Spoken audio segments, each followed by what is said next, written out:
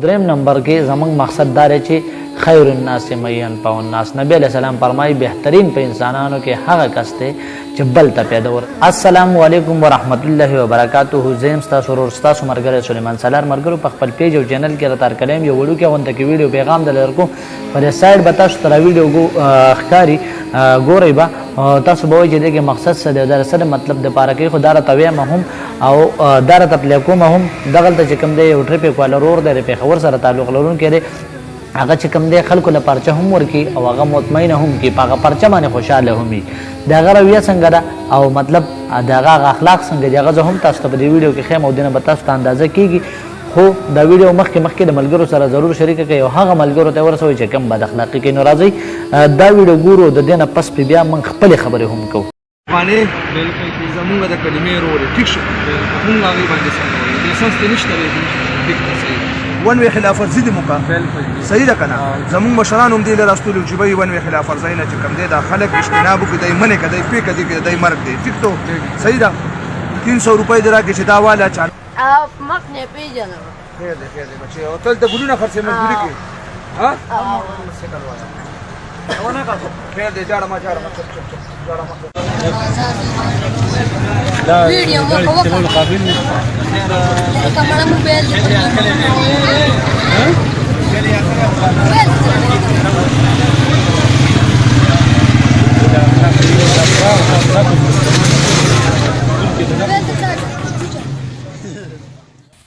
بالکل ملګرو دا ویډیو تاسو کتل په دې کې چې کم پیښور سره تعلق لرونکي ټریپ کواله دی لکه مطلب یو کس ولاره شي افغاني وي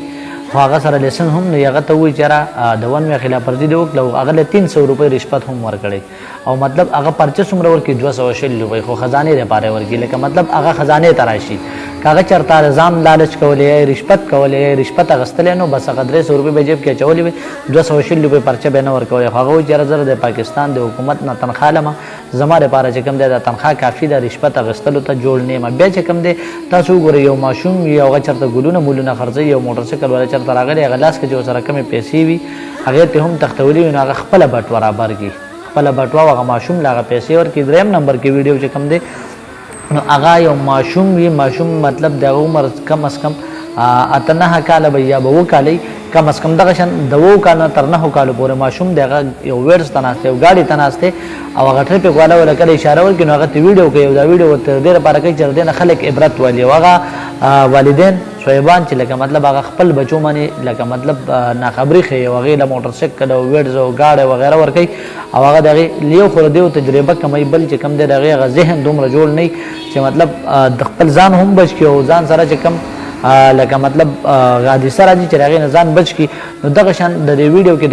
د خیر زما مقصد دا و چې مطلب دا چې کم پولیس اهلکار دی یا ټریپ کواله دی هغه له هم خپل رویه سیټ کول پکار دی هغه له هم اخلاق دغه شان جوړول پکار دی او هغه مور پلار چې مطلب دار چې هغه خپل بچو له گاډي ورکړي خدا ته پوښتنه نه کوي چې چرته لاړو سه وکړو سپیډ لګي یا په مزه او دریم نمبر کې زمونږ مقصد دار چې